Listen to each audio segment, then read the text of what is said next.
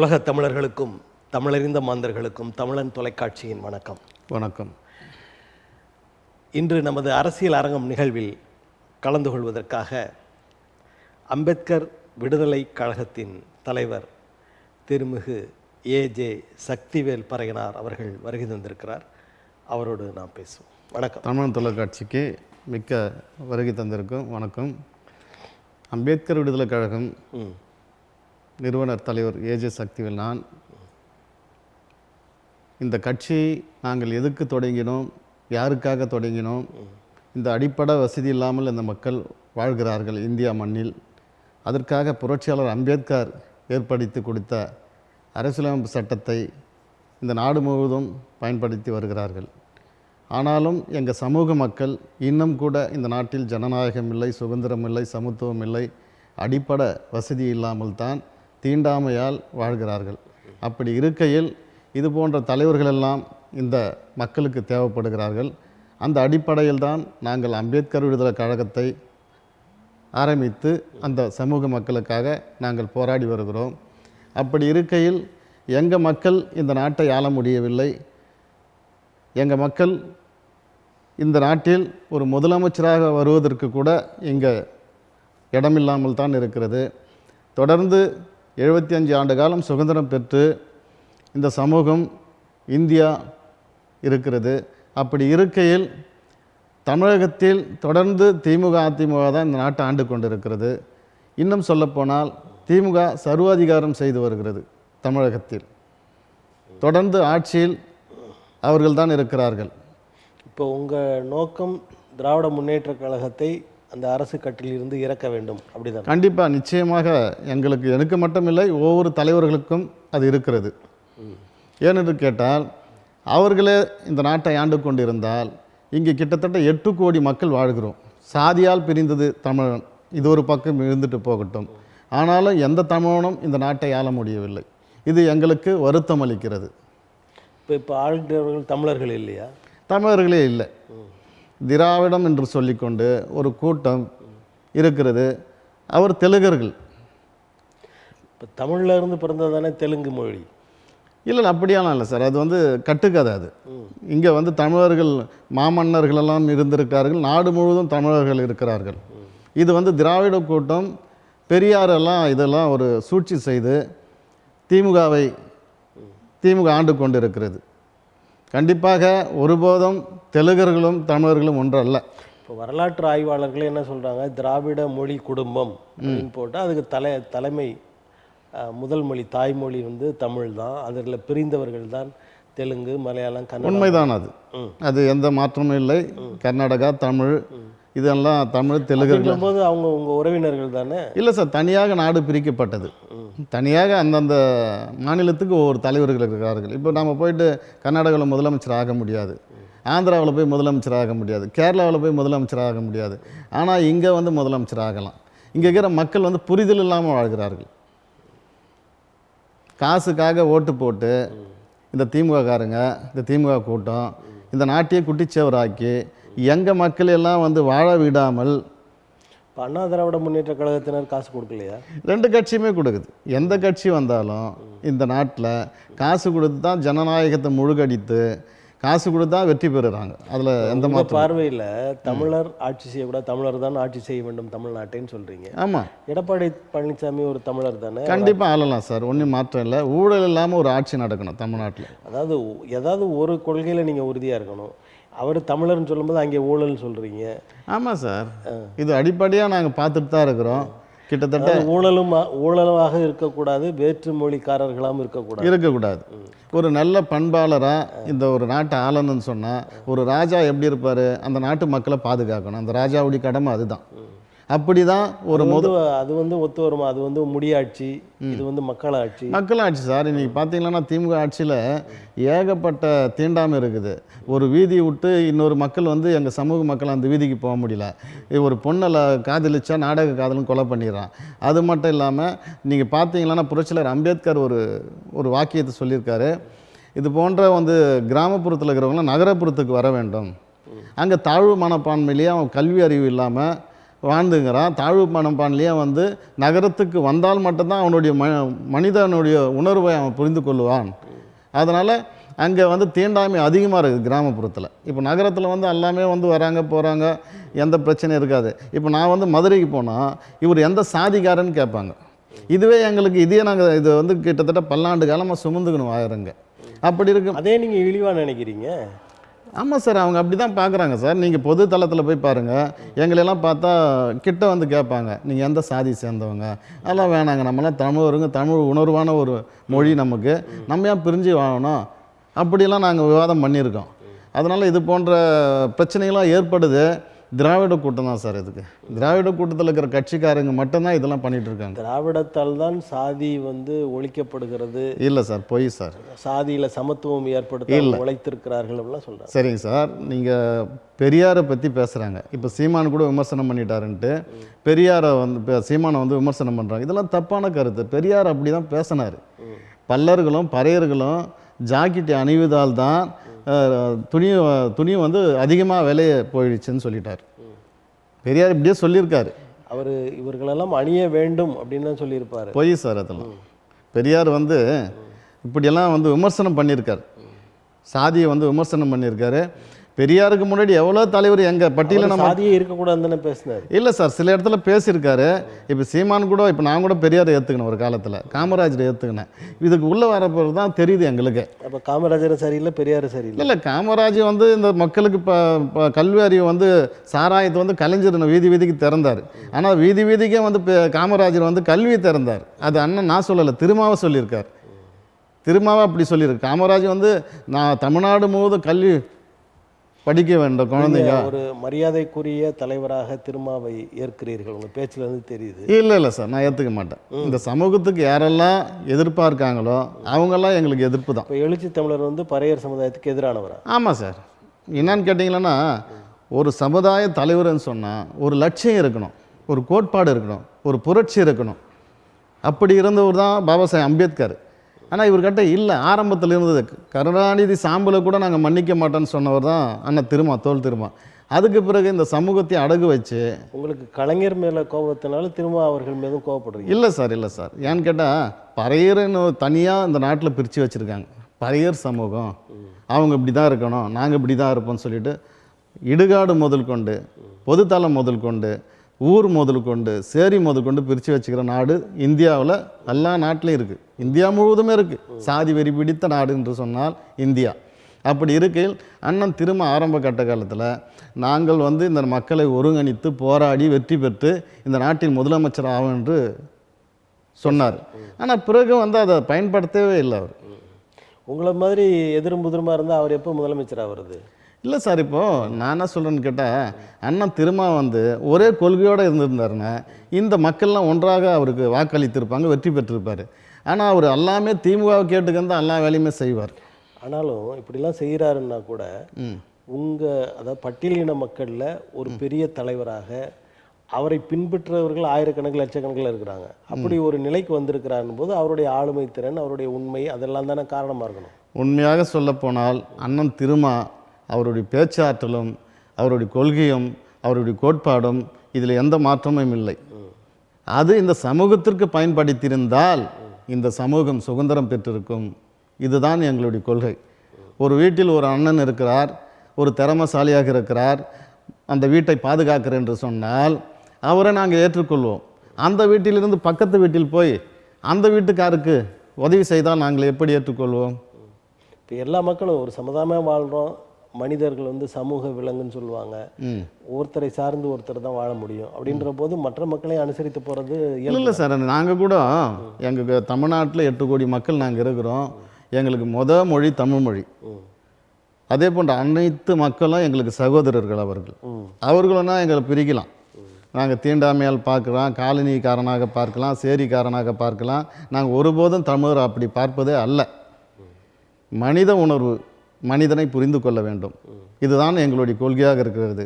இதுதான் எங்களுக்கு தமிழ் இலக்கியம் சொல்லிக் கொடுத்திருக்கிறது. நாங்கள் பேசுறீங்க, அப்புறம் பிரித்து தானே பேசுறீங்க. தமிழர்கள் அந்த சாதி இந்த சாதின்னு தானே பேசுறீங்க. ஆமாம் சார், இந்த நாட்டில் இருக்குது சார். நமக்கு முன்னாடியே இது எத்தனை ஆண்டு காலமாக தோன்றியது தான் சாதி. இப்போ நீங்கள் வந்து இப்போ ஒரு என்னை ஏற்றுக்கொள்ளலாம், ஆனால் நான் உங்களை ஏற்றுக்கொள்ள வேண்டுமே, எனக்கு அந்த மனநிலை இல்லையே. நான் அனைத்து தமிழர்களையும் ஏற்றுக்கொள்கிறேன், அனைத்து மக்களையும் ஏற்றுக்கொள்கிறேன், அவர்கள் எங்களை ஏற்றுக்கொள்வதில்லையே. இப்போ ஏற்றுக்கொள்கிறவர்கள் நிறைய இருக்காங்க. அதாவது பட்டியலின மக்களுக்காக பாடுபட்ட வேற்று சாதியின மக்கள் நிறைய இருக்கத்தானே இருக்காங்க சார். அதில் காமராஜ் கூட சொல்லலாம், கக்கன்ஜி கூட சொல்லலாம், கக்கன்ஜி சொல்லலாம், பல தலைவர்கள் இருக்கார்கள், மறைமுகமாக இருக்கார்கள். இந்த மக்கள் வாழ வேண்டிய தேவரை கூட சொல்லலாம். அது நம்ம இப்போ நீங்கள் வந்து திராவிட முன்னேற்றக் கழக ஆட்சி பறையர் இனத்திற்கு எதிராக இருக்கிறது. அதை மாற்ற வேண்டும் நினைக்கும் போது எந்த கட்சி அந்த இடத்திற்கு வரணும்னு நினைக்கிறீங்க? புதிய கட்சி சீமான் போன்றவர்கள்லாம் இருக்கிறார்கள். சீமானை வந்து இன்ன வரைக்குமே வந்து அவரை வந்து ஏற்றுக்கொள்ளவில்லை திராவிடம். அவர் விமர்சனம் செய்கிறார்களே. நீங்கள் திராவிடம் ஏற்றுக்கொள்ளலன்னு தானே அவர் கட்சி ஆரம்பிச்சிருக்காரு. மக்கள் தானே ஏற்றுக்கொள்ளணும், அவரை மக்களே ஏற்றுக்கொள்ளலையே.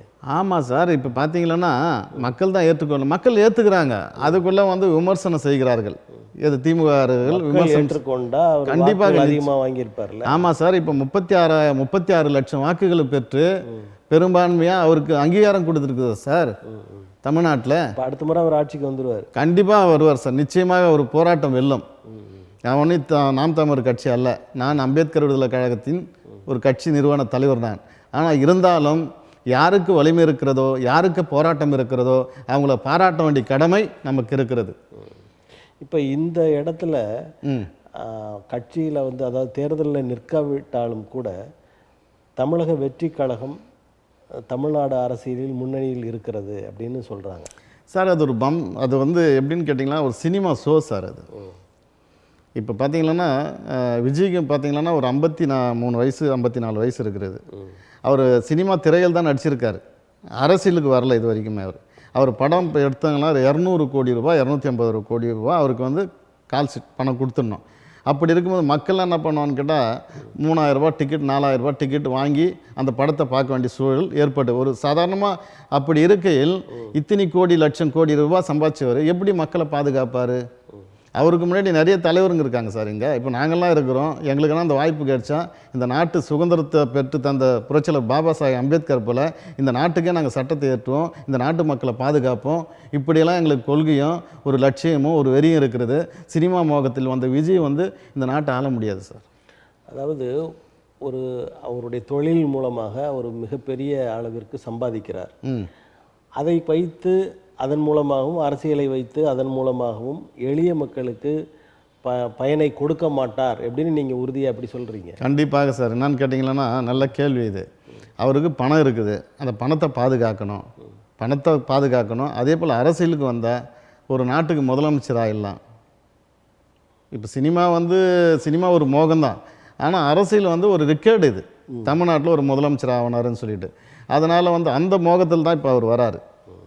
மக்கள்லாம் இளைஞருக்கு மட்டும்தான் அங்கே போவாங்க. திமுக தான் ஓட்டு போடும், அதிமுக தான் ஓட்டு போடும். அதனால் வந்து அவரெல்லாம் வந்து வெற்றி பெற முடியாது. அவர்கிட்ட எந்த கொள்கையுமே அடிப்படை கொள்கை இல்லை. ஏன்னா நாங்கள் பேசுகிற அளவுக்கு கூட அவர் பேச முடியாது, திமுக ஸ்டாலின் பேச முடியாது. நாங்கள் சிந்திக்கிறது அவங்க சிந்திக்க முடியாது. எங்கள் போராட்டம் அவங்கக்கிட்ட இருக்காது. அவங்க வெறும் அரசியல். கருணாநிதி என்பவர் அந்த குடும்பத்தில் பிறந்து கருணாநிதி இருக்கும் காலத்திலே மு.க. ஸ்டாலினை வந்து முதலமைச்சர் ஆக்கிவிட்டார், பயத்தில் ஆக்கிவிட்டார். தமிழ்நாட்டில் நம் மகன் முதலமைச்சராக துணை முதலமைச்சர் ஆக வேண்டும் என்று. அதற்கு பிறகு பார்த்தீங்கன்னா இப்போ ஸ்டாலின் அவர்கள் வந்து உதயநிதி ஸ்டாலினை முதலமைச்சராகிட்டார், துணை முதலமைச்சராக. ஏன் இங்கே எவ்வளோ தலைவருங்க இருக்காங்களே. அதே கூட்டணியில் அண்ணா திருமா இருக்காரு, அவருக்கு எல்லாம் தகுதியுமே இருக்கு. ஒரு பட்டியலினத்தவர் அவரை துணை முதலமைச்சர் கொடுத்துருக்கலாம். வேற கட்சியை தொடங்கிட்டு போயிட்டாரு, அவருக்கு எப்படி நீங்கள் ஏன் சார் ஆந்திராவில் முதலமைச்சராகிறாங்க, துணை முதலமைச்சராக? அவங்களுக்கு எத்தனை இடங்கள் அவங்க பெற்றிருக்கிறாங்க? ஆமாம் சார். ஆமாம் சார். 4 இடத்த வச்சுட்டு துணை முதல்வர்னா எப்படி கொடுப்பாங்க? கண்டிப்பாக கொடுக்கலாம் சார். இல்லை வேற கட்சி கூட கொடுக்கலாம் சார். எவ்வளோ பேர் இருக்காங்க ஒரு குடும்பத்திலேயே வந்து சர்வாதிகாரம் பண்ணிட்டு இருக்காங்களா சார் திமுககாரங்க? ஒரே குடும்பத்தில் சர்வாதிகாரம் தான் சார் திமுக. அது அதிமுக சர்வாதிகாரம் தான். அதாவது அவங்க சர்வாதிகாரம் பண்ணுறாங்கன்னு நீங்கள் சொல்கிறீங்க, ஆனால் மக்கள் அந்த கட்சியின் உறுப்பினர்கள் அவங்க என்ன சொல்கிறாங்க, இந்த இடத்திற்கு இவர் சரியானவர் தகுதியானவர், அதனால் அவருக்கு கொடுக்க. சார் நான் வந்து லோக்சபா எம்பி 2024 சந்தித்தேன், 2021 சட்டமன்றத்தை சந்தித்தேன், 2011 மாவட்ட கவுன்சில் சந்தித்தேன். இதில் என்னான்னு கேட்டிங்கன்னா நான் திமுக இருங்க என்கிட்ட சொல்ல வேண்டியது ஒரு எம்எல்ஏ சொல்கிறார் பக்கத்தில் உட்காந்துட்டு, நாங்கள் எல்லாம் ஒன்றியத்துக்கு பணம் கொடுத்தோன்றார். எனக்கு அதிர்ச்சி ஆயிடுச்சு. நாங்கள் என்ன கொடுக்குறோன்னா கொள்கையை கொடுக்குறோம். இந்த மக்களுக்கான போராட்டத்தை கொடுக்குறோம், ஆனால் அவங்க பணத்தை கொடுக்குறாங்க. பணம் கொடுக்குற இடத்துல தான் மக்கள் போகிறோம். ஆனால் கொள்கை உடையவர்களெல்லாம் இந்த நாட்டில் தோற்று போனாங்க. பணம் கொடுத்தவங்க தான் வெற்றி பெறுறாங்க. இப்படியெல்லாம் அந்த நாட்டில் இருக்குது சார். யார் என்ன பேசுகிறானோ, ஆனால் நாம் பேச சரியாக இருக்குதுன்றது காமராஜ் போன்ற தலைவர்கள் கொள்கை இருக்குது. ஆமாம், நீங்கள் கொஞ்சம் பணத்தையும் சேர்த்து கொடுத்து நீங்கள் வெற்றி பெறலாம்ல. எங்களுக்கு பணம் இல்லை சார், எங்களுக்கு பணம் இல்லை. காமராஜ் இருந்த காலத்தில் 150 ரூபா இருந்தது அவர்கிட்ட. அதுக்கு பிறகு பார்த்தீங்கன்னா தன் தாய் வந்து தெருக்குழாவில் தண்ணி பிடிக்கிறான்னு அங்கே இருக்கிற கட்சிக்காரர்கள்லாம் அவருக்கு தனியாக குழா வச்சு கொடுத்தாங்க. உடனடியாக அந்த குழாவை எடுக்க சொல்லிட்டார். இது போன்ற தலைவர்களை வந்து நாங்கள் சந்தித்து, இது போன்ற தலைவர்களுடைய வரலாறு படித்து, அதுக்கு பிறகு தான் நாங்கள் வந்து அமைப்பு உருவாக்கியிருக்கோம். அதனால் எங்கள் பணம் கொடுத்து இந்த சமூகத்தை பாதுகாக்க முடியாது சார். இப்போ காங்கிரஸ் கட்சிக்காரங்க பணம் கொடுக்கறதில்ல, அந்த காங்கிரஸுக்கு நீங்கள் ஆதரவாக இருக்கலாம்ல சார்? காங்கிரஸ் கட்சி ஒரு போலியான கட்சி. காங்கிரஸ் கட்சி புரட்சியாளர் அம்பேத்கர் காலத்திலேயே போலியான கட்சி. காமராஜர் தலைவராக இருந்தார். இல்லை சார், அந்த காலகட்டத்தில் காமராஜ் இருந்தார் சார். அவர் இருக்கும்போது அப்போ வந்து நேரு இருந்தார், அம்மையார் இந்திரா காந்தி இருந்தாங்க. அப்போ ஒரு கட்சி கட்டுப்பாடாக இருந்தது. இருந்தாலும் அதுக்கு பிறகு பார்த்தீங்கன்னா புரட்சியாளர் அம்பேத்கரே தோக்கடிச்ச கட்சி காங்கிரஸ். அவர் புத்தகத்தில் என்ன சொல்கிறாரு, எந்த கட்சியும் மன்னிச்சாலும் காங்கிரஸை மன்னிக்காதீங்க, பட்டியலின சமூகம் காங்கிரஸில் ஒருபோதும் இணையாதீங்கன்னு சொன்னார்.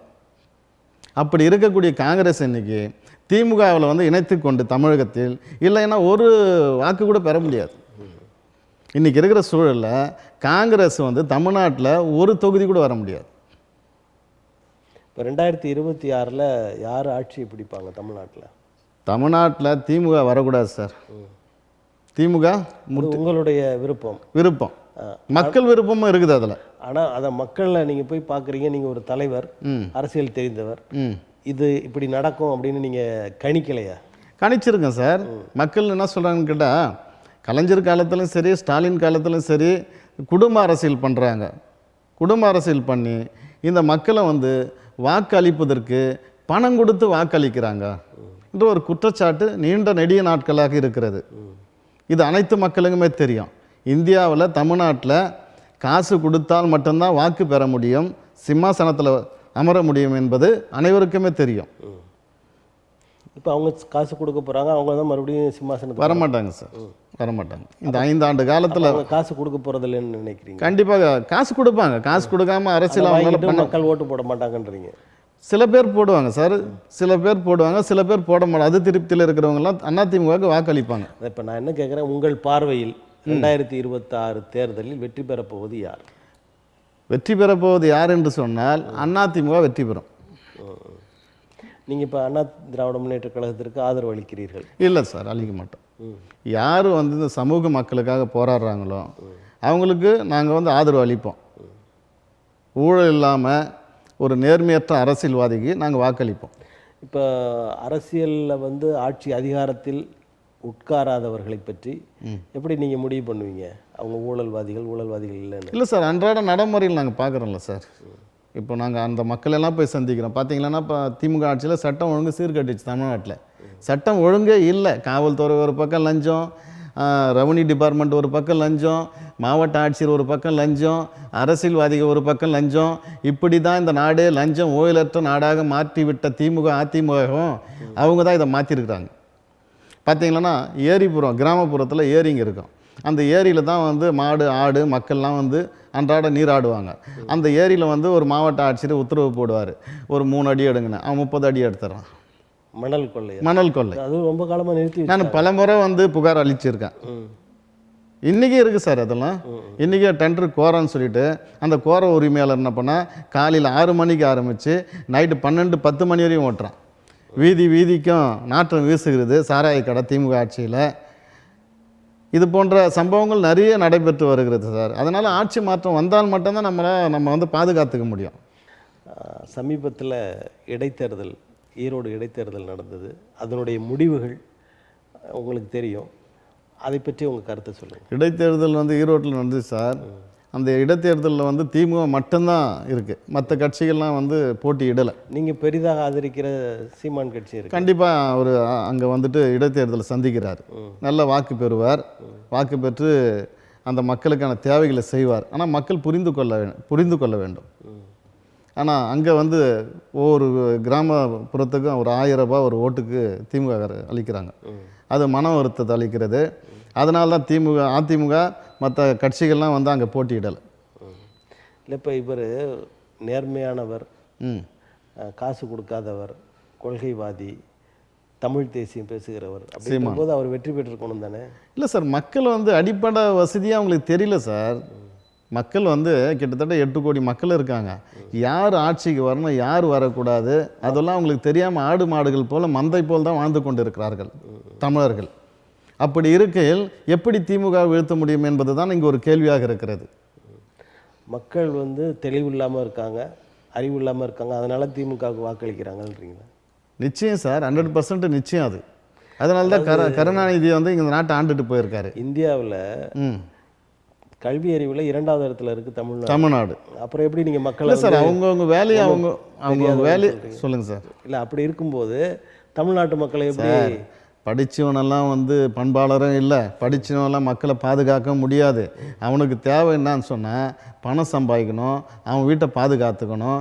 படிக்காதவர்களும் அரசியல் பேசக்கூடிய நேர்மையானவர்கள் தான், காமராஜ் போன்றவர்கள் தான் இந்த நாட்டை பாதுகாக்க முடியும். காமராஜ் என்ன படித்தார் சார்? அவர் இந்த நாட்டை ஆண்டுட்டு போகலையா? அதுபோல் இருக்கிறவங்க தான் உணர்வான இருக்க முடியும். மன்மோகன் சிங் அவர்களை ஒரு நல்ல சிறந்த நிர்வாகின்னு சொல்லுவாங்க காங்கிரஸ். ஆமாம், அவர் நிறைய படித்தவர் தானே, ஏன் படித்தவருங்கெல்லாம் செயல்பட முடியாதுன்னு நினைக்கிறீங்க? இல்லை சார், அவங்களுடைய கொள்கையை வந்து அவங்க பாதுகாத்துப்பாங்க. அவர் வந்து பிரதமராக இருந்தார். இதெல்லாம் கரெக்டான ஒரு சம்பவம் தான். இருந்தாலும் மக்கள் வந்து சரியானவர்களை தேர்வு செய்ய வேண்டும் சார். இப்போ பார்த்தீங்கன்னா எங்கள் மக்களே இன்னும் கூட கல்வி அறிவு இல்லாமல், பேச தெரியாமல் பல கிராமத்தில் வந்து சிக்கி தவிக்கிறாங்க. இதெல்லாம் நாங்கள் நேச்சராக பார்க்குறோம். என்னன்னு சொன்னால் அவங்க அடிப்படை இந்த கிராமத்துலேருந்து ஒரு நகரத்துக்கு போனால் கூட அவங்களை அடையாளம் கண்டுபிடிச்சி நீங்கள் இந்த சாதி சேர்ந்தவங்க, இங்கே வந்து சாதி ஒழியணும் சார். நம்மெல்லாம் மனிதர்கள், மனித உணர்வை வந்து இன்னொரு மனிதன் புரிந்து கொள்ள வேண்டும். சாதி ஒழியணும்னு சொல்லிட்டு நீங்கள் பேருக்கு பக்கத்தில் சாதியும் சேர்த்து. ஆமாம் சார், எல்லா சாதிக்கும் ஒரு பேர் இருக்குது சார். இப்போ ஒரு காவல்துறைக்கு போகிறோம், அந்த காவல்துறையெல்லாம் கேட்குறான், நீங்கள் ஏன்னா நமக்கு அதிகாரம் இருந்தால் மட்டும்தான் நம்மளை மதிக்கிறாங்க. அது டிஜிபியாக இருக்கட்டும், கமிஷனராக இருக்கட்டும், ஐஜியாக இருக்கட்டும், எல்லா காவல்துறையும் நமக்கு பின்னாடி ஒரு பேர், பட்ட பேர் இருக்கணும், சாதி பேர் இருக்கணும். அப்போ தான் நம்மளை வந்து மதித்து நம்மளை வந்து அழைக்கிறாங்க. ஒரு காவல்துறை நான் என்னுடைய வாகனம் போது அந்த இடத்துல அம்பேத்கர் படம் இல்லைன்னு சொன்னால் மடக்குறாங்க. நீங்கள் யார், எங்கே போயிட்டு வரீங்க, இப்படியெல்லாம் தடை இருக்குது. பணம் லஞ்சம் கொடுத்தா உடனடியாக நீங்கள் போகலாம் சார் சொல்லிட்டு அடிக்கிறாங்க. முதல்ல காவல்துறையில் லஞ்சத்தை ஒழிக்கணும் சார் தமிழ்நாட்டில். நீங்கள் வந்து சாதி பெயர் பக்கத்தில் போடுறதுனால காவல்துறை உங்களை தடுப்பதில்லை அப்படின்னு சொல்ல வரீங்க? நிச்சயமாக. ஏன்னு கேட்டால் அவங்க வந்து சட்டம் தெரிஞ்சவங்க, அவங்க வந்து சாதியில் வந்து உயர்ந்தவங்க. அப்படி இருக்கும்போது நம்ம சட்டம் பேசினா அவங்கக்கிட்ட செல்லாது, இப்படின்னு ஒரு மரியாதை கொடுக்குறாங்க. அப்போ உங்கள் பேரில் பறையனார் அப்படின்ற வரும்போது நீங்கள் உயர்ந்தவராக அல்லது வலிமை மிக்கவராக தானே மற்றவங்களுக்கு தெரியுது. நிச்சயமாக. எங்கள்கிட்ட ஒன்றுமே இல்லை, நாங்கள் வந்து இல்லை சார், அதில் வந்து ஒரு 100 பேருக்கு 10 பேர் தான் தெளிவாக இருக்காங்க. 90 பேருக்கு வந்து பிரச்சனை இருக்குது. இப்போ நகரத்திலே நம்ம பிறந்திருக்கிறோம், நகரத்திலே வளர்ந்துருக்கிறோம். இதனால் எங்களுக்கான எந்த பிரச்சனையும் இல்லை. இப்போ எங்கள் பகுதியில் இந்த செங்குன்றம், திருவள்ளூர் மாவட்டத்தை சேர்ந்தவங்க நாங்கள். தென் மாவட்டத்தில் அதிகமான கலவரம், சாதி கொலை அதிகமாக நடக்குது. ஏன்னா புரிதல் இல்லாமல் வாழறாங்க அவங்க. இந்த மாதிரி பெயர்களை வைத்துக்கொண்டு சங்கம், கட்சி என்று வைத்துக்கொண்டு, அதாவது சட்டத்திற்கு புறம்பான நடவடிக்கைகளில் ஈடுபடுகிற சிலரும் இருக்கிறாங்க. கண்டிப்பாக. அப்போ அதை வந்து இந்த சாதிக்காக பயந்து அல்லது கட்சிக்காக பயந்து அதை விட்டு விடுகிற அதிகாரிகளும் இருக்கத்தானே செய்வாங்க. கண்டிப்பாக இருக்கிறாங்க. அது வந்து சமுதாயத்திற்கு நல்லது இல்லையே? இல்லை சார், இப்போ நீங்கள் இதெல்லாம் இருந்தால் மட்டும்தான் இங்கே வாழ முடியுது. இதெல்லாம் இருந்தால் மட்டும்தான் ஒரு மனிதனை மதிக்கிறான். இல்லைன்னு சொன்னால் மதிக்க மாட்டான். நாங்கள் என்ன சொல்கிறோன்னா, எங்களை வந்து தனியாக இங்கே பிரித்து வாழக்கூடிய நிலைப்பாடு எங்களுக்கு இருக்குது. அப்படின்னு சொன்னால் எல்லா சாதிக்கும் பேர் இருக்குது. அந்த பேர் தான் இருக்கக்கூடாதுன்னு நாங்கள் போராடிக்கிறோம் காலகாலமாக. நீ மனுஷனாக வாழு, சாதியை பார்க்காத, இல்லை சாதியை கூட பாரு. சாதி பேரை வச்சுக்கிட்டு அதுக்காக போராடுறீங்க? இல்லை சார், நீங்கள் சொல்கிறது என்னன்னு கேட்டால், சாதி பேர் வந்து நம்ம ஏதோ ஒரு பேருக்காக தான் வச்சுக்கிறோம். நாங்களும் இந்த சாதியில் பிறந்தவங்க. சாதி இங்கே இருக்குது சார். இந்தியாவில் சாதியெல்லாம் நாங்கள் இந்தியாவில் வந்து சாதி பேரே வைக்க மாட்டோம் சார். திராவிட முன்னேற்ற கழகம், திராவிட கழகங்கள் வந்து ஒரு பெரிய புரட்சியை செய்தார்கள். என்னன்னு கேட்டிங்கன்னா, ஒவ்வொரு பெயருக்கும் பின்னாடி சாதி பெயர் இருந்ததை எடுத்தார்கள். தெருக்கள் இருந்தது கூட எடுத்தாங்க. அப்படி ஒரு சீர்திருத்தத்தை கொண்டு வந்தாங்க. சார் ஒரே ஒரு பதில் சார், இப்போ இதெல்லாம் திராவிடம் வந்து சாதி தீண்டாமை ஒழிச்சாங்க, மக்களை பாதுகாத்தாங்க என்றதெல்லாம் வந்து திராவிட கழகம் இன்னும் கூட பேசித்தான் பெரியார் பேசித்தான் இருக்காங்க. அப்படியெல்லாம் பெரியார் பேசியிருக்கலாம், அதுக்கு பிறகு விமர்சனமும் செஞ்சுருக்கலாம். என்னன்னு கேட்டால் பெரியார் வந்து இந்த மண்ணில் தெரியும் போது ரெட்டமலை சீனிவாசன் தெரியல சார், அயோத்தாச பண்டிதர் தெரியல சார், MC ராஜா தெரியல சார், பல தலைவருக்கு தெரியல சார். பட்டியலினத்த தலைவர்களை எத்தனை இடத்துல தெரியும்? இல்லை, அவங்களுடைய செயல்பாடுகள் குறைவாக இருந்திருக்கலாம், இல்லை சார், அதிகமாக இது இருந்திருக்கலாம். தீண்டாமையால் மறைக்கப்பட்டது சார், இதுதான் உண்மை. இன்னைக்கு பார்த்தீங்கன்னா விவேகானந்தர் போட்டோ வந்து ஒரு பெரிய ஆஃபீஸில் வச்சுருப்பாங்க, ஒரு மண்டபத்தில் வச்சுருப்பாங்க. ஆனால் அம்பேத்கர் படத்தை வைக்க மாட்டாங்க. அம்பேத்கர் படம்னு சொன்னாவே அது வந்து தீண்டாமை படம், தீண்டாமை மனிதர். அம்பேத்கர் சேர்ந்த மக்கள் பார்த்தாலும் இவங்க தீண்டாமையை சேர்ந்தவங்க, இந்த இடத்துக்கு தான் இவங்க வரணும், இதுக்கு உள்ளே வரக்கூடாது என்ற ஒரு கட்டுப்பாடு தமிழ்நாட்டில் இந்தியாவில் இருக்குது. அதாவது தமிழ்நாட்டில் இந்த உயர் நீதிமன்ற நீதிபதியாக ஒரு பட்டியலின மக்களே இல்லையே என்று வருத்தப்பட்ட பெரியாருக்கு வெகுமதியாக கலைஞர் அவர்கள் கடலூர்ல இருந்து ஒரு நீதிபதியை உயர் நீதிமன்றத்துக்கு நீதிபதியாக்குறாரு. சார் அவங்க ஆட்சி காலத்தில் ஏதோ 1-2 பண்ணியிருக்கலாம். அவங்க ஆட்சி காலத்தில், கருணாநிதி ஆட்சி காலத்தில் 1-2 பண்ணியிருக்கலாம். ஆனால் மொத்தமே சாதி ஒழிச்சுன்னு சொல்கிறதெல்லாம் பொய்யான கருத்து. இந்த சாதிக்கு பாடுபட்டாருன்றது பொய்யான கருத்து. மொத்தமாக ஒழியன்னு சொல்லலை, அந்த சாதி ஒழிவதற்காக செயல்பாடுகளை அதான் சார் 1-2 பண்ணியிருக்கலாம்.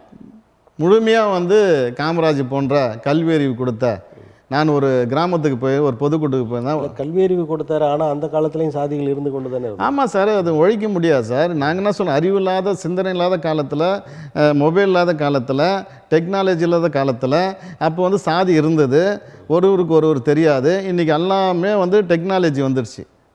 இங்கேருந்து திருநெல்வேலிக்கு அமெரிக்கா, ஆப்பிரிக்கா, ஜப்பான் எல்லா இடத்துலையும் இங்கேருந்து பேசிட்டு இருக்கலாம். அப்படி இருக்கிற காலத்தில் ஒரு மனிதனை இன்னும் எத்தனை ஆண்டு காலமாக தீண்டாமையாக பார்ப்பீங்கன்றது தான் எங்களுடைய ஆதங்கமே. அது திராவிட முன்னேற்ற கழகம் மட்டும்தான் பார்க்குதா? 2 கட்சியுமே பார்க்குது சார். பாரதிய ஜனதா கட்சியெலாம் பார்க்குது, காங்கிரஸ் பார்க்குது, பிஜேபி பார்க்குது, திமுக பார்க்குது, அதிமுக பார்க்குது, பல கட்சிகள் பார்க்குற, மனிதர்களும் பார்க்குறாங்க. இதில் எந்த கட்சி அதிகமாக அந்த சாதியை பற்றி பேசுகின்றனர்? நான் வந்து அதிமுககாரன் இல்லை. நடைமுறையில் அன்றாட பார்க்கக்கூடிய ஒரு பிரச்சனை பார்க்க போனால் திமுக வந்து ஒரு எப்படி சொல்கிறது, ஒரு இது போல் விஷ பாம்பு திமுக. அதில் பார்த்தீங்கன்னா அதிமுக வந்து மக்களுக்கான தேவைகள் அடிப்படை வசதி செஞ்சு தரும். பாம்பா தண்ணி பாம்பா? ஆமாம், உண்மை அதுதான். நம்ம பொதுமக்களிடம் கேட்குறோம், எப்படிங்க அதிமுக, எப்படிங்க திமுக? திமுக ஆட்சியில் வந்து கொலை நடக்கும், கற்பழிப்பு, கட்டுப்பாடு இல்லாமல் ஒரு திமுக ஆட்சி. ஆனால் அதிமுகவில் அப்படி இல்லை சார். அதிமுகவில் மக்களை பாதுகாப்பு ஆட்சியில் தானே பொள்ளாச்சி சம்பவம்னு சொல்லி ஒரு பெருசாக. ஆமாம் சார், நான் தான் சொன்னேன் சார், 100ல் 2-3 சம்பவம் நடக்க தான் செய்யும். ஒரு வீட்டையே நம்மளால் பாதுகாக்க முடியும். ஒரு நாட்டை எப்படி வந்து எல்லாத்தையும் ஒருங்கிணைச்சு பாதுகாக்க முடியும்? அவரும் ஒரு மனிதர், நம்மள போல மனிதர் தானே. அவருக்கு மீறி சில இடத்துல நடக்கும். அது எடப்பாடி பழனிசாமி அவர்களுக்கு மட்டும் அது பொருந்தும், ஸ்டாலினுக்கு அது பொருந்தாதா? இல்லை சார், என்னன்னு கேட்டிங்கன்னா குடும்ப அரசியல் வந்து எங்களுக்கு வந்து குடும்ப அரசியல் மேலே விமர்சனம் பண்ணோம், ஒவ்வொரு தலைவரும் விமர்சனம் பண்ணோம். என்னன்னு கேட்டால் அந்த குடும்பத்திலேயே எல்லா அமைச்சரும் இருக்காங்க, முதலமைச்சர் இருக்காங்க, துணை முதலமைச்சர் யாருங்கன்னா கொடுத்துருக்கலாம்ல சார். இவங்க நம்ம இவ்வளோ பெரிய நாட்டில் நம்ம குடும்பமே இந்த நாட்டை ஆண்டுங்குது. கிட்டத்தட்ட கலைஞர் 4 ஆண்டு இருக்கார். 4 வாட்டி தோல்வி அடைஞ்சு தான் வெற்றி பெற்றிருக்காரு. அவர் வந்து அந்த அளவுக்கு வந்து மக்களுக்கு சேவை செய்யலை. எங்களை அவர் தோல்வி அடையவே இல்லை, கட்சி வேணால் தோல்வி அடைஞ்சிருக்கும், ஆனால் அவர் நின்ற எல்லாம் வெற்றி பெற்று இல்லை சார். என்கிட்ட ரெக்கார்டு இருக்குது சார், என்கிட்ட ரெக்கார்டு இருக்குது. ஏன்னா இப்போ அரசியல் தெரியாமல், மக்களுடைய புரிதல் இல்லாமல் இந்த சமூகத்துலேயும் இந்த தமிழ் தொலைக்காட்சிக்கு எங்களால் வர முடியாது. எங்களுக்குள்ள உணர்வு, எங்கள் சமூக மக்களை பாதுகாக்கணும், தமிழ்நாட்டு மக்களை நல்லா சுதந்திரமாக வாழ வைக்கணும். ஒவ்வொரு நாளும் எந்த தேர்தலில் எந்த தொகுதியில் தோற்று போனார்? கலைஞரா சார்? அது நான் விரிவாக இன்னொரு முறை சொல்கிறேன் சார். சரி சரி. ஏன்னா திடீர்னு வந்துட்டு நம்ம உள்ள இன்னொரு முறை சொல்கிறேன் சார். தோற்றுருக்கார். ஏன்னா எம்ஜிஆர் காலத்தில் நிறைய வாட்டி தோற்று தான் வந்து வெற்றி பெற்றிருக்கார். அதுவும் எம்ஜிஆர் காலத்தில் கூட அதிகமாக அவர் வெற்றி பெறலை, ஜெயலலிதா காலத்தில் அதிகமாக வெற்றி பெறலை. இவர்களெல்லாம் வந்து போன பிறகு தான் வெற்றி பெற்றிருக்கார். அவர் நின்னார்ல, அவர் சட்டமன்ற தேர்தலுக்கு நின்னார்ல, அப்படி நின்று அவர் தோற்றதில்லை. கட்சி வந்து ஆட்சியை இழந்திருக்கிறது, எதிர்கட்சி நிலையில் கூட நல்ல கருத்து சார், உண்மையான கருத்து. அது அவர் தோற்று போல கட்சி தோற்றுருக்கு, வேட்பாளருங்க தோற்றுருக்காங்க. ஆமாம், நல்ல ஒரு கருத்து. அது நீங்கள் வந்து கலைஞர் தோற்றுருக்காரு அப்படின்னு சொல்கிறீங்க. இல்லை, நல்ல கருத்து. அதாவது இப்போ பட்டியலின மக்கள் முழுவதுமாக ஆதரிக்காத ஒரு கட்சி ஆட்சிக்கு வர போகிறதில்ல. ஆமாம் சார். ஆனால் ஆதரிக்கிறவங்க தான் ஆட்சிக்கு வந்திருக்கிறாங்க. இல்லை சார், இது என்னன்னு கேட்டிங்கன்னா அண்ணன் திரும்ப வந்து அந்த கட்சியில் விடுதலை சிறுத்தை அந்த கட்சி வந்து திமுக கூட ஒட்டி இணைஞ்சிருக்குது. அவங்களுக்கு எப்போல்லாம் பாதிப்பு வருதோ, எப்போல்லாம் வந்து இந்த நாட்டில் வந்து தேர்தல் வருதோ கூட ஃபுல்லாகவே ட்ராவல் பண்ணுறாரு. அப்போ எப்படி இந்த மக்களை பாதுகாக்க முடியும்? ஒரு பட்டியலின தலைவர்னு எப்படி நாங்கள் சொல்ல முடியும்? பட்டியலின தலைவர்னா அடிப்படை வசதி இல்லாத மக்களை பாதுகாக்கணும். அதே போன்று வந்து மாற்று கட்சிகளை, இந்த மக்களை சுரண்டி ஓட்டு பெற்ற கட்சிகளை விமர்சனம் செய்யணும். இது ரெண்டுமே அவர் செய்கிறதில்ல. அங்கே வந்து ஒரு எப்படி சொல்கிற ஒரு அடிமை போல் ஆகிட்டார். அதனால தான் நாங்கள்லாம் வரோம். நீங்கள் அந்த நண்பரை கூட ஒரு கேள்வி கேட்டீங்க. இப்போ வந்து பல கட்சிகள் வந்து சிறிய கட்சிகள்லாம் இருக்குது. கொள்கை உள்ள கட்சிகள், சிறிய கட்சிகள்லாம் இல்லை, கொள்கை, ஒரு போராட்டம், ஒரு லட்சியம்.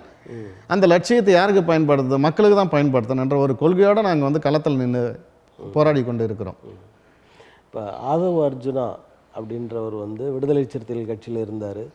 அங்கேருந்து விஜய் கட்சியோட அந்த விஜய் நிகழ்விற்கு போனார். அங்கே அந்த பிரச்சனையாகி அவர் அங்கேருந்து வெளியேற்றப்படுகிறார். அப்புறம் அவர் தனியாக அடுத்த கட்சிக்கே போயிடுறாரு. இந்த நிகழ்வுகள்லாம் சார், ஆதவ அர்ஜுன் வந்துட்டு அவர் வந்து தான் விடுதலை சிறுத்தை பாதுகாக்கணும்னு ஒரு அவசியமே இல்லை. ஏன்னா விடுதலை சிறுத்தை தலைவருக்கு எல்லாமே தெரியும். ஒரு போராட்டம் இருக்குது, ஒரு லட்சியம் இருக்குது அவர்கிட்ட. அவர் தனியாக ஒரு கட்சி ஆரம்பித்து இந்த அளவுக்கு வந்திருக்காரு. அவர் வந்து நம்ம இந்த விஷயத்தில் வந்து சொல்லலாமா கண்ட ஆதவ அர்ஜுன் வந்து தான் வந்து விடுதலை சிறுத்தையை பாதுகாக்கணும். பிறகு அவர் வெளியே வந்துட்டு பேர் அந்த கட்சியே இல்லை. 100 பேர் வெளியே போனாலும் அந்த கட்சி இருக்கும். அந்த அளவுக்கு அவர் வந்து ஒரு போராட்ட குணம் படித்தவர். நான் அவர் விமர்சனமும் பண்ணுவேன், அவர் ஏற்றுப்பேன். அண்ணா இருந்தாலும் தம்பியாக இருந்தாலும் தவறு பண்ணும்போது விமர்சனம் பண்ண தான் செய்வோம். இந்த ஆதவ அர்ஜுனா அவர்கள் விடுதலை சிறுத்தைகள் கட்சி தலைவரின் பால் அன்பு கொண்டவர். அதனால தான் கண்டிப்பாக அதனால் மரியாதை நிமித்தமாக அவர் வந்து சந்திக்கிறாரு. அப்படின்ற போது இந்த 2 கட்சிகளும் கூட்டணி அமைப்பதற்கான வாய்ப்பு இருக்குன்னு நினைக்கிறீங்களா? விஜய் கட்சி விடுதலை அமைக்க மாட்டார் சார். அவர் தான் சொன்னேன் சார், திமுக விட்டு வெளியே வர மாட்டார் சார் அவர். அது அங்கே ஒரு அக்ரிமெண்ட் போல் அது. அந்த கட்சி வந்து அவரை கட்டுப்படுத்தி வச்சுருக்கு. அதனால் அந்த கட்சியிலேருந்து வெளியே வர முடியாது அவரால்.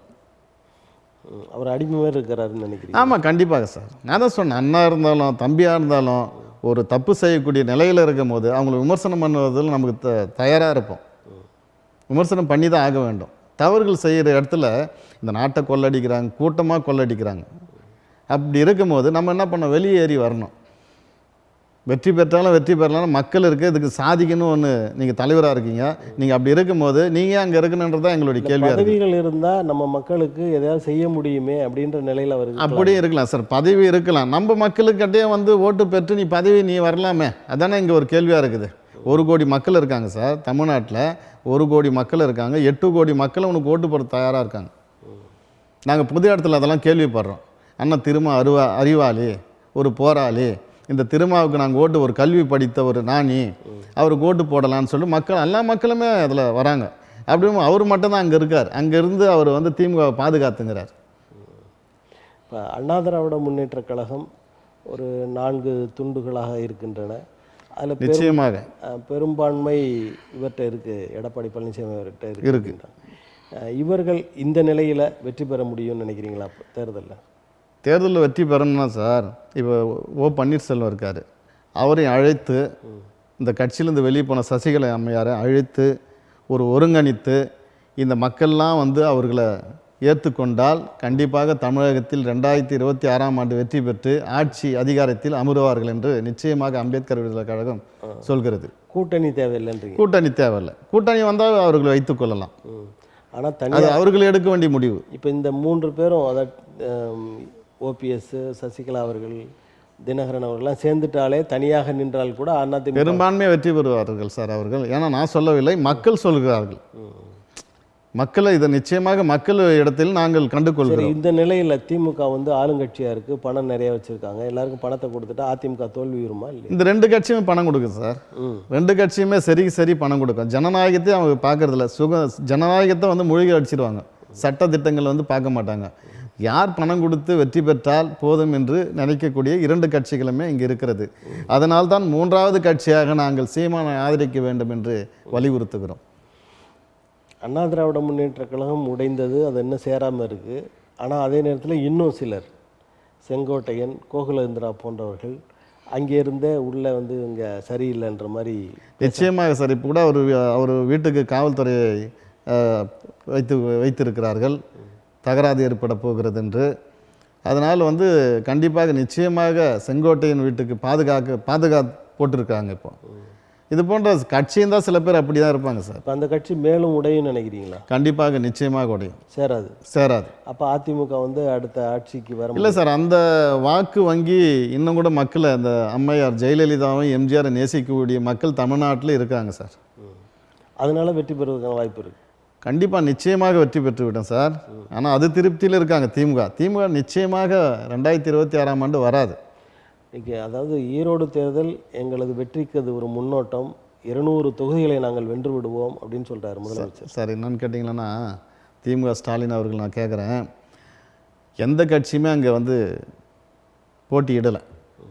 மக்களுக்கு வந்து பணத்தை கொடுத்து அவங்களுக்கு வந்து இப்போ நாட்டை அவங்க தான் திமுக தான் ஆளுகிறது. அப்படி இருக்கும்போது எப்படி சார் தோக்க முடியாங்க? இப்போ இதே நிலைமையை தானே அது கொண்டு வருவாங்க அந்த தேர்தலில். அதெல்லாம் இல்லை. ஏன்னா இப்போ ஒருத்தன் அதிகாரத்தில் இருக்கும் போது அவங்ககிட்ட போகிறதுக்கு பயப்படுவாங்க. அதிகாரம் சரிஞ்சு போச்சுன்னா அவனை வந்து சீண்டி பார்க்கறதுக்கு நேரங்கள் வந்துடும். இப்போ அதிகாரத்தில் இருக்காங்க திமுகக்காரங்க. இந்த அதிகாரம் வந்து போயிடுச்சுன்னா நிச்சயமாக அங்கே போயிட்டு வெற்றி பெறலான்றது தான் அதிமுக இருக்குது. ஏன்னா பொதுமக்களிடத்தை நம்ம கருத்து கேட்கும் போது நிச்சயமாக நம்ம அதிமுக வர வைக்கணும்னு தான் ஒரு குடிமக்களும் சொல்கிறாங்க. எங்கே பார்த்தாலும் வந்து வெஹிக்கிள் செக்அப் பண்ணால் 5000 10,000 பிடிங்கிறாங்க சார். பக்கத்துலேயே ஒயின் ஷாப் வச்சுருக்காங்க, நடு ரோடெல்லாம் ஒயின் ஷாப், மக்கள் வாழக்கூடிய பகுதியெல்லாம் ஒயின் ஷாப். இப்படி இருக்கும்போது எப்படி சார் மக்கள் ஏற்றுக்கொள்வார்கள்? இவர்கள் சுலபோகமாக வாழ வேண்டும், மக்களுடைய வரி பணத்தை சுரண்ட வேண்டும், இப்படி தானே அமைச்சர்கள்லாம் நினைக்கிறாங்க. இங்கே ஜனநாயகமும் இல்லை, சமத்துவமும் இல்லை, சகோதரத்துவமும் இல்லை சார் இந்த திமுக ஆட்சியில். இப்போ இந்தியாவில் தேர்தல் ஆணையம் அந்த வாக்குச்சீட்டு முறையை கொண்டு வர வேண்டும், வாக்கு இயந்திரம் கூடாது அப்படின்னு சிலர் பேசுவதை கேட்க முடிகிறது. அதை அந்த தேர்தல் ஆணையம் செய்யும்னு நினைக்கிறீங்களா? இல்லை சார், என்னன்னு கேட்டிங்கன்னா, நம்ம நாட்டில் வந்துட்டு ஜப்பான்காரன் தான் இதை கண்டுபிடிச்சான் மிஷினை. ஜப்பான்காரன் தான் கண்டுபிடிச்சான். அவனே என்ன பண்ணுறான்னு கேட்டால் துண்டு சீட்டு தான் வச்சு அங்கே வாக்கு நடைபெறுகிறது. இதை வந்து மத்திய அரசாங்கம் இந்த துண்டு அறிக்கையை, துண்டு சீட்டை வந்து பயன்படுத்தணும். அப்போ தான் போலி இல்லாமல் உண்மையாக வந்து தேர்தல் நடைபெறும். இவங்க எல்லாமே வந்துட்டு மிஷினில் போது அது வந்து என்ன நடக்குதுன்னு தெரியாமல் தான் மக்கள் புரிதல் இல்லாமல் இருக்காங்க. மக்கள் வந்து இப்படி தான் வாழ்ந்துங்கிறாங்க. இப்போ உங்கள் பார்வையில் இந்த இயந்திரம், வாக்குப்பதிவு இயந்திரம் வேண்டாம் சார், அது வேண்டாம். இப்போ அந்த வாக்குப்பதிவு இயந்திரம் இல்லாமல் நம்ம வந்து தாள்கள் மூலமாக பண்ணோம்னா கண்டிப்பாக நிச்சயமாக நிறைய மரங்களை இழக்க வேண்டியது இருக்குது, பேப்பர் தாள்கள் செலவு அதிகம் அப்படின்லாம் பேசுகிறாங்க. இல்லை சார், நம்ம முன்னோர் காலத்திலே அது இருந்தது சார். நம்ம முன்னோர் காலத்திலே மக்கள் தொகை குறைவு இப்போ ரொம்ப அதிகமாகிடுச்சுல்ல. ஆமாம் சார், அதுக்கேற்ற போல் பண்ண வேண்டியது தான் சார். இப்போ என்னன்னு கேட்டால் இந்த மிஷினில் வந்து பிரச்சனை இருக்குது, மோடி தொடர்ந்து ஆட்சியில் அதிகாரத்தில் இருக்கார், அதனால் அது வந்து தேவையில்லைன்னு சொல்கிறது தான் ஒவ்வொரு மக்களுடைய குடிமகனுடைய கருத்தாக இருக்கிறது. என் கருத்தாக தான் கண்டுபிடிச்சி ஜப்பான்காரனே அது வேணான்றான். அதில் கொலாப்ஸ் நிறையா இருக்குது, அது தேவையில்லைன்னு சொல்லிட்டு அவனே துண்டு சீட்டு தான் வச்சு பயன்படுத்துகிறான். ஏன் நீங்கள் பண்ணான்னா இருக்குது இந்தியாவில்? இப்போ நரேந்திர தாமோதரதாஸ் மோடி அவர்கள் வாக்குப்பதிவு இயந்திரத்தின் மூலமாக தான் அதில் உள்ள குளறுபடிகளாக தான் வெற்றி பெற்றிருக்கிறாருன்னு சொல்கிறீங்களா நீங்கள்? நிச்சயமாக சார், நிச்சயமாக அப்படி இருக்குது. அதே சமயத்தில் காங்கிரஸ் வந்து ஒருபோதும் இந்தியாவை ஆள முடியாது, இனிமேல் ஆள முடியாது சார். அது ஒரு சாபுகேடு. இப்போ மோடியும் வேண்டான்றீங்க? மோடி தான் சார் இருக்கார், இப்போ தொடர்ந்து மோடி தான் இருக்கார். எவ்வளோ வந்து முயற்சி பண்ணுறாங்க காங்கிரஸ்காரங்க. ஏன்னா மோடி ஈக்குவலுக்கு வந்து ராகுல் காந்தி இல்லை, புரிதல் இல்லாமல் அரசியல்வாதிங்க. காங்கிரஸே அப்படி தான். என்னன்னு கேட்டால் அப்படி இருக்க தொட்டு தான் பார்த்தீங்கன்னா 2009 இலங்கையில் நடந்த போரில் அந்த தமிழர்களை கொன்று குவித்த கருணாநிதி இதுக்கு ஒரு உதவியாக இருந்திருக்கார். காங்கிரஸ் ஆட்சியில் அது 1 மணி நேரம் நிறுத்தியிருந்தாங்கன்னா அந்த மக்கள் இன்னும் நிறைய பேர் வந்து வெளியேறி இருப்பாங்க, அந்த எல்டிடி அங்கே இருந்திருக்கும். அப்படி இருக்கும்போது எல்லா மக்களுக்கும் காங்கிரஸை பற்றியும் தெரியும் சார், திமுகவை பற்றியும் தெரியும், எப்படியெல்லாம் ஊழல் பண்ணுறாங்க, எப்படியெல்லாம் இந்த மக்களை வந்து வாழ விடாமல் தடுக்கிறாங்க என்றது எல்லாருக்குமே தெரியும் சார். இப்போ காங்கிரஸ் திமுக விட பாரதிய ஜனதா கட்சி பரவாயில்ல அப்படின்னு சொல்லுவாங்க. ஆமாம் சார், அப்படி இருக்கிறதோட தான் சார் டெல்லியெல்லாம் ஆட்சி பிடிச்சிருக்காங்க. இப்போது ஒருத்தர் நல்லவராக கெட்டவரான்னு பார்க்கும்போது ஏதோ ஒரு சின்ன தவறு பண்ணிட்டாரு, முழுமையாக பண்ண மாட்டார். அவங்க நல்லவங்களாக இருந்ததுனால ஆட்சியை பிடிச்சிருக்காங்க, தமிழ்நாட்டில் நல்லவங்க இல்லாதனால இவங்க ஆட்சி பிடிச்சிருக்காங்களா? எது திமுக சார்? அவங்களும் நல்லவங்களாக இருந்ததுனால தான் ஆட்சி பிடிச்சி? இல்லை சார், எல்லாமே வந்து சார் அந்த காலகட்டத்திலேருந்து மக்களை அடிமையாக்கி பணம் கொடுத்து யாரே பாருங்கள் சார், பட்டியலின மக்கள் வந்து தலைவராக பஞ்சாயத்து போர்டில் உங்கள் ஈக்குவலுக்கு உட்காரவே முடியாது. அதே சமயத்தில் அவங்க போய்ட்டு ஒரு கிராமத்தில் போய் நின்னா கண்டிப்பாக அவங்களுக்கு வந்து அடிப்பாங்க. பார்க்கும்போது சொல்ல, நீ இந்த சாதி தானாடா. இப்போ நீங்கள் மக்கள் தொகை அதிகமாக இருக்குது, எப்படி அடி வாங்குறீங்க சார்? யாரும் வந்து சார் இந்த சண்டை போடணும், நம்ம வந்து சாதி வரி பிடிச்சி மக்களை வந்து மக்களோட மக்களை அடிச்சிக்கணும்னா யாரும் விரும்பலை. அவங்க தான் சொல்கிறாங்க சார். அதை யார் மாற்று சமூகம் தான் சொல்லுது. இல்லை, இப்போ மக்கள் தொகையில் அதிகமான மக்கள் பறையறின மக்கள், இந்த அடிக்க வரவங்களை எதிர்த்து அடிக்கிறதுக்கான வாய்ப்பே இல்லையா அவங்களுக்கு? இல்லை சார், அடிக்க மாட்டேன் சார். நாங்கள் வந்து எல்லாமே இப்போ வந்து படிச்சுட்டாங்க, எஜுகேஷன் பெற்றுட்டாங்க, நல்ல அரசு ஊழியராக இருக்காங்க, சட்டம் இருக்குது. சட்டத்தில் பார்த்திங்கன்னா இப்போ போலீஸ் இருக்குது. நம்ம போய் அடிச்சிட்டா காவல்துறையில் போய்ட்டு பணம் இல்லாமல் வர முடியாது வெளியே. இப்படியெல்லாம் மக்கள் புரிஞ்சு வச்சுருக்காங்க. அப்படி இருக்கும்போது நம்ம ஏன் சண்டை போட்டணும்? அடி வாங்கிட்டு வந்துடுறாங்க. அடி வாங்கிட்டு வரத அப்படின்னு சொல்லாதீங்க சார். அடி வாங்கிட்டுல அங்கேருந்து என்ன பண்ணமோ எப்படியெல்லாம் பேச முடியுமோ பேசி வெளியே வராங்க. சில பேர் நீங்கள் சொன்ன போல் அடி வாங்கிட்டு அதுக்கப்புறம் நீதிமன்றத்துக்கு போகிறாங்க, காவல்துறைக்கு போகிறாங்க, காவல்துறையில் ஒரு தலைபட்சமாக நடவடிக்கை எடுக்கிறாங்க. இப்படி தான் சார் இந்த மக்கள் அடிப்படை வசதியில்லாமல் ஏதோ அந்த காலத்துலேருந்து இந்த காலம் வரையும் அப்படி தான் வாழ்ந்துட்டு இருக்காங்க. இப்போ நீங்கள் இப்போ பேசும்போதே மக்கள் படிச்சுட்டாங்க, நல்லது கெட்டதெல்லாம் தெரியுது, அதனால சண்டைக்கெல்லாம் போகிறதில்ல. நீங்கள் இப்போ இன்னும் கஷ்டப்பட்டு தான் இருக்காங்க, படிப்பறிவு இல்லாமல் இருக்காங்கன்னு சொல்லி. இல்லை சார், ஏதோ சில மாவட்டத்தில் மட்டும்தான் படிச்சிருக்காங்க. சில மாவட்டத்தில் இன்னும் கூட காங்கிரீட் வீடு கட்ட முடியல. நிறைய பிரச்சனைங்க இருக்க தான் செய்யுது. உங்களுக்கு தெரியாது ஒன்றும் இல்லை, அவ்வளோ பிரச்சனை இங்கே இருக்குது. அதனால தான் பல தலைவர்கள் போராடிங்கிறோம். அதனால தான் வந்து தமிழ் தொலைக்காட்சிக்கு நான் வந்திருக்கேன். ஏன்னா இதெல்லாம் வந்து அரசு செய்ய வேண்டிய வேலை. அரசே ஊழலற்ற அரசுன்னு சொன்னால் எப்படி வந்து ஜனநாயகத்தை பாதுகாக்க முடியும், சமத்துவத்தை பாதுகாக்க முடியும், எப்படி சுதந்திரத்தை காண முடியும்? அரசா ஊழலற்ற அரசா? ஊழல் செய்கிறது. இப்போ அந்த ஊழல்ன்றத இந்தியாவில் ஒழிக்க முடியாது அப்படின்னு நிறைய பேர் சொல்கிறாங்க சார். ஆட்சியாளர்கள் நினைத்தால், அரசாங்கம் நினைத்தால் உடனடியாக அதை கட்டுக்குள் கொண்டு வந்து விடலாம் என்பது எங்களுக்கு நன்றாக தெரியும். அழிக்க முடியாது, ஆனால் கட்டுக்குள்ளே கொண்டு வர கண்டிப்பாக கொண்டு வர முடியும். அதற்கான யோசனைகள், ஆலோசனைகள்லாம் நீங்கள் வந்து அரசுக்கு கொடுக்கலாம் தானே? நிறைய கொடுத்துருக்கேன் சார். ஏரியை பாதுகாத்து கொடுக்கணும். எடப்பாடி ஆட்சியில் கொடுக்குறோம். ஏரியில் இவ்வளோ தான் மண் எடுக்கணும், இத்தனை நேரம் வரையும் ஓடணும், கேமரா பொருத்தணும், மதுபானங்களை வந்து வீதியில் வைக்காதீங்க, சாராய கடையை வைக்காதீங்க, பெண்கள் வந்து அரசு படிக்கிறாங்க. இதெல்லாம் நிறைய பண்ணியிருக்கேன் சார். அதே போல் வந்து அரசு நிலத்தை பாதுகாக்கணும், தண்ணியை வந்து விற்பனை செய்யாதீங்க. இப்படியெல்லாம் வந்து தொடர்ந்து நாங்கள் போராடிக்கின்னு தான் இருக்கோம் சார். வேதாரண்யத்தில் ஐயா புரட்சியாளர் அம்பேத்கர் சிலையை உடைச்சாங்க, நாங்கள் ஆர்ப்பாட்டம் பண்ணோம். தமிழ்நாடு முழுவதும் இந்தியா முழுவதும் கூண்டு கம்பியில் ஒரு புரட்சியாளர் அம்பேத்கர் இந்தியா தேசத்துக்கே சட்டம் இயற்றியவரை கூண்டு கம்பியில் வச்சு அடிச்சிருக்கீங்கன்னு சொல்லிட்டு இங்கேருந்து ரெட் ஹில்ஸ் சென்னையிலேருந்து நடப்பயணமாக வந்து போயிட்டு முதலமைச்சரை பார்க்க போனேன். இப்படி பல கொள்கை எங்கள் கிட்ட அடுக்கடுக்காக இருக்குது சார். நாங்கள் வந்து விஜயோ இல்லை மற்றவர்களோ இல்லை, நாங்கள் எங்களுடைய மக்களுக்கு இன்னும் அடிப்படை வசதி தேவை. இந்தியாவில் வாழக்கூடிய மக்களுக்கு அரசு சொன்னால் தவறு பண்ணலாம், போராளிங்க எப்போதும் ஒருபோதும் தவறு பண்ண மாட்டாங்க சார். நீங்கள் போராளி? கண்டிப்பாக. நான் சொல்லலை, மக்கள் சொல்கிறாங்க. அது இப்போ தமிழ்நாட்டில் திராவிட கட்சிகள் வேண்டாம், விஜய் அவருடைய அந்த கட்சியும் வேண்டாம், சீமான் ஆட்சி அமைக்கணும் அப்படின்னு. ஆமாம் சார், அவர்கிட்ட நல்ல கொள்கை இருக்குது சார். ஒரு மனிதனை வந்து நம்ம கடவுளாக பார்க்கவே முடியாது. ஒரு மனிதனை கடவுளாக சில நேரத்தில் யாருனாலும் நான் கூட தவறு செய்யலாம். அதனால் சீமான் கிட்ட வந்து கொள்கை இருக்குது.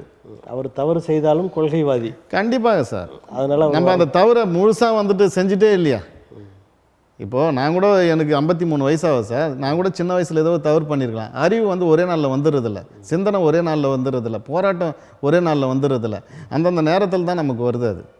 அதனால் சீமான் கட்சி ஆரம்பித்து இன்றைக்கி நாம் தமிழர்னு ஒரு கட்சி அங்கீகாரம் பெற்றிருக்கிறது இந்த ஆண்டு. அதே போல் அனைத்து மக்களுக்கும் சேவை செய்கிறாரு. அப்படி இருக்கும்போது ஏன் அவர் இந்த நாட்டை ஆளக்கூடாது என்பது தான் ஒரு கேள்வியாக இருக்குது. இப்படிப்பட்ட கொள்கைவாதியான சீமான் கட்சியில் இருக்கிறவர்கள் உயர் பொறுப்பு, மாவட்ட பொறுப்பில் இருக்கவங்கலாம் ஒவ்வொருத்தராக வெளியேறாங்களா? அதுக்கு என்ன சார்? அது என்னன்னு கேட்டிங்கன்னா, திமுக வந்து அவங்களுக்கு இன்ஸ்ட்ரக்ஷன் கொடுக்குது, நீங்கள்லாம் வெளியே வாங்க, உங்களுக்கு பதவி தரேன் அப்படின்னு சொல்லும் போது என்னன்னு கேட்டால், இப்போ சீமான் தான் அந்த கட்சிக்கு தலைவர், இவங்களே தலைவர் ஆகிடலாம்னு நினைக்கிறாங்க. இப்போ கொள்கைவாதியால் உருவாக்கப்பட்ட கட்சி, அந்த கட்சியில் சேருகிறவர்கள்லாம் தலைவரை போல் கொள்கையுடையவர்களாக இருப்பாங்க அப்படின்றது தானே? இல்லை சார், இப்போ என்னன்னு கேட்டால் அவருக்கு மட்டும்தான் அந்த கொள்கை இருக்கும். இப்போ நான் இருக்கிற இயக்கத்தில் எனக்கு தான் அந்த கொள்கை இருக்கும். ஆமாம், உங்கள் கொள்கையை வந்து விரும்பி ஏற்கிறவங்க தானே உங்கள் பின்னாடி ஆமாம் சார், சில பேர் தான் இருப்பாங்க சார், சில பேருக்கு அது தெரியாது சார். ஆடு மாடுகள் மந்தைகள் போல் தான் இன்னைக்கு நாட்டை ஆண்டு கொண்ட அது திமுக சாதாரண அரசு. உறுப்பினர்களாக இருந்தால் பரவாயில்ல, நிர்வாகிகளாக இருப்பவர், பொறுப்புகளில் இருப்பவங்க ஆமாம் சார், அவங்களுக்கு வந்து என்னன்னு கேட்டிங்கன்னா, இவங்க ஐயா சீமான் இருக்காரு, அவர் என்னென்ன சொல்கிறாரோ அதெல்லாம் கேட்குற நிலைப்பாடு ஒரு காலகட்டத்தில் இருந்திருக்கலாம். அதுக்கு பிறகு அவங்க வெளியேறும் போது அவர் என்ன சொன்னாலும் அதை கேட்க மாட்டாங்க. காளி அம்மா இருக்காங்க பொழுது, அவங்க நிறைய வாய்க்கு வந்ததெல்லாம் பேசுனாங்க. அண்ணன் தான் இந்த நாட்டை ஆளணும், போராடுவார், அப்படியெல்லாம் நிறைய சொன்னாங்க. கடைசியில் அவங்களே வெளியேறிட்டாங்க. இப்படியெல்லாம் இருக்குது சார். அது மனிதனுடைய இயல்பு, எந்த நேரத்தில் மாறுவான்னே சொல்ல முடியாது சார். அதனால் ஒருபோதும் வந்து போராளிங்க மாற மாட்டாங்க, அவங்களுடைய கொள்கையும் மாறாது. அதனால் வந்து எங்களுடைய முழுமையான ஒரு சிந்தனை, இந்த நாட்டை ஆளக்கூடிய தகுதியானவர்கள் மட்டும்தான் அந்த நாட்டை ஆளணும். இப்போ சாதியை உருவாக்கியது பிராமணியம், ஆரியர்கள் அப்படின்னு சொல்கிறாங்க. அவர்களை பார்ப்பனர்கள் கூட சொல்கிறாங்க. அப்படிப்பட்ட பார்ப்பனர்களை பற்றி சீமானவர்கள் பேசும்போது பார்ப்பனர்கள் எல்லோரையும் சமமாக பார்ப்பார்கள், அதனால்தான் அவர்களுக்கு பார்ப்பனர் என்ற பெயர் வந்தது அப்படின்னு சொல்கிறார். சார் அது என்னன்னு கேட்டிங்க, ஆரியர்கள் வந்து சாதியை வந்து பிரித்தாங்கன்றாங்க. அதெல்லாம் பொய் சார். அது ஆரியர்கள் மட்டுமா சாதி பார்க்குறாங்க? எல்லா சமூகமும் சாதி பார்க்குது. அதாவது பார்க்குறத சொல்லலை, உருவாக்கியது யார்?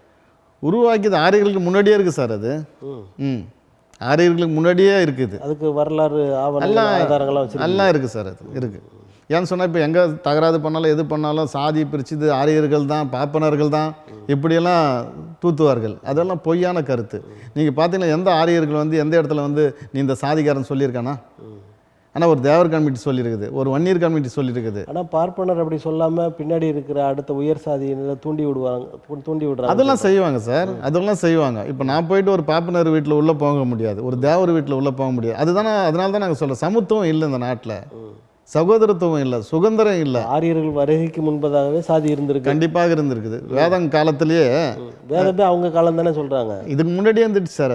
அதுக்கு அதாவது பார்ப்பனர்கள் சமஸ்கிருதத்துக்கு முன்னாடியே வேதம் இருக்கா? இருக்கு சார். அதனால தான் இப்போ பாருங்க, நீங்கள் நிறைய, நான் கூட நேற்று ஒரு காணொலி பார்த்தேன், சிவன் வந்து இப்படி சொன்னார், பறைசாட்டினார், பறைசாட்ட மக்கள் தான் வந்து பறையர்கள், பறையர்கள் வந்து ஜமீன்தாராக இருந்திருக்காங்க, ராஜாக்களாக இருந்திருக்காங்க, இப்படிலாம் ஒரு வரலாறு இருக்குது. ஆனால் இங்கே ஒரு பறையர் கூட இந்த நாட்டை ஆட முடியும். இல்லை, இப்போ எல்லா சாதியுமே நாங்கள் ஆண்ட சாதி, நாங்கள் அப்படி பரம்பரையாக இருந்திருக்கிறோம், ஆண்டிருக்கிறோம், ராஜாவாக இருந்திருக்கிறோம்லாம் சொல்கிறாங்க. எதை நம்புறது? இல்லை சார், அவங்கவுங்க இனத்துக்கு அவங்கவுங்க பெருமை சேர்த்துக்கிறாங்க சார். இப்போ நாங்கள் மட்டும் தான் அதை சொல்ல மாட்டோம். அப்படி சேர்த்துக்கிட்டா கூட ஒரு உண்மை இருக்கணும்ல. இல்லை, அது வரலாறு எல்லா மக்களுக்கும் தெரியாது சார். இப்போ நான் உங்ககிட்ட விவாதம் பண்ணும்போது தான் என்னுடைய வரலாறு, என்னுடைய பிரச்சனை நான் உங்ககிட்ட சொல்ல முடியும். எல்லா மக்களும் இப்போ கிராமப்புறத்தில் இருக்கக்கூடாது, நகரத்துக்கு வாங்க, அங்கே தான் படிக்க முடியும், அங்கே தான் பேச முடியும், அங்கே தான் சிந்திக்க முடியும், அங்கே தான் வந்து போராட முடியும்னு புரட்சியாளர் அம்பேத்கர் இதை பதிவு பண்ணியிருக்காரு. ஏன்னா கிராமப்புறத்தில் இருந்தால் பக்கத்து கிராமத்தில் முதலியாராக இருப்பான், உங்களை கூப்பிட்டு காலையில் வேலை வாங்குவான், உங்கள் பசங்களை ஆடு மாடு மேய்க்க விடுவான். அதனால் அந்த ஆடு மாடு மேய்க்கிற வீட்டில் அந்த வீடு செழிப்பாக இருக்கும், நீங்கள் அடிமையாக தான் இருக்கணும்ன்றதெல்லாம் எங்களுக்கு சொல்லி கொடுத்துருக்காங்க. இன்னைக்கு பெரும்பான்மையான சாதி என்ன சொல்லுது, நாங்கள்லாம் வந்து 100 ஏக்கரா வச்சுருக்கோம், 50 ஏக்கரா வச்சுருக்கோம், நான் இவங்களாம் அடிமைன்னு சொல்கிறேன். இதெல்லாம் பொய்யான கருத்து. உனக்கு எப்படி 100 ஏக்கரா வந்தது? ஒரே மாநிலம் தான், ஒரே நாடு தான். இன்றைக்கி பார்த்தீங்கன்னா இந்தியாவில் 36 லட்சம் கோடி ஏக்கரா இருக்குது. யாருக்கு? எங்களுக்கு துண்டு நிலம் இல்லை, எனக்கே இல்லை நிலம், எனக்கே வீடு இல்லை, அரசு இடத்துல தான் நான் வீடு கட்டிங்கிறேன். இப்படி எத்தனையோ கோடி மக்களுக்கு இங்கே வீடு இல்லாமல் இருக்கான், பிளேட்பாரத்தில் படுத்துட்டு இருக்கான். இப்படி தான் எங்கள் மக்கள்லாம் இங்கே வாழ்ந்துட்டு இருக்காங்க. அதுலேயும் பார்த்தீங்கன்னா இப்போ ஜென்ரேஷனில் எல்லாம் படித்து வழக்கறிஞராகவும் காவல்துறையாகவும் பல இடத்துல பணியாற்றுறாங்க. அதனால தான் நாங்கள் காலகாலமாக போராடிங்கிறோம். இன்றைக்கி பெரியார் இந்த மண்ணில் தெரியும் போது ஏன் எங்கள் சமூக மக்கள் தெரியல? அந்த மண்ணில் எல்லாமே மறைக்கப்பட்டது சார், எல்லாமே மறைக்கப்பட்டது. இதான் எங்களுக்கு வருத்தம் அளிக்கிறது. பெரியார் அவர்கள் இந்த மாதிரியான கீழ்த்தட்டு மக்களை மேலே கொண்டு வருவதற்கு அதிகமாக போராடினார், அதனால் அவர் தெரிகிறார், மற்றவர்கள்லாம் அந்த அளவுக்கு இல்லை. இது வந்து சார் என்னன்னு கேட்டிங்கன்னா, பெரியார் வந்து வரத்துக்கு முன்பாகவே இந்த தமிழகத்தில் பல தலைவர்கள் தோன்றியிருக்கிறார்கள், பல தலைவர்கள் போராடி இருக்கிறார்கள். தாத்தா ரெட்டமலை சீனிவாசன், அயோத்தாச பண்டிதர், MC ராஜா, இது போன்றவர்களாம் மறைக்கப்பட்டது சார். சாதியால் மறைக்கப்பட்டது, தீண்டாமையால் மறைக்கப்பட்டது. அவங்க வந்து பட்டியலின மக்கள், பட்டியலின தலைவர்கள் என்பதால் அவங்க மறைக்கப்பட்டாங்க. ஆமாம் சார், எல்லா மக்களுமே சேவை செஞ்சுருக்காங்க. இப்போ நான் இருக்கிறேன் சார், என்கிட்ட வருவாங்க, என் வீட்டாண்ட வருவாங்க, என்னை வந்து காவல்துறை பிடிச்சிட்டு போயிட்டாங்க, நான் போயிட்டு ரேஷன் கடைக்கு போனேன், அங்கே வந்து லஞ்சம் கேட்குறாங்க. கலெக்டர் ஆஃபீஸுக்கு போனால் அங்கே லஞ்சம் கேட்குறாங்க. உடனடியாக அங்கே தொலைபேசி தொடர்பு கொண்டு பேசுவோம். சார் யார் என்ன விஷயம், அவங்களுக்கு ஏன் நல்லது பண்ணி தரலன்னு. இது போல் நாங்களாம் வெளியே வர முடியல சார். சேவை செஞ்சே வந்து மறைக்கப்படுகிறோம். பணம், காசு, புகழ் இதெல்லாம் இருந்தால் திமுக ஆட்சியில் நான் போனோம்னா ஒரு எம்எல்ஏ ஆகலாம், ஒரு ஒன்றிய செயலாளர் ஆகலாம். ஏன்னா மொத்தமே அங்கே தான் ஓயில் சுட்டி வச்சுருக்கான்.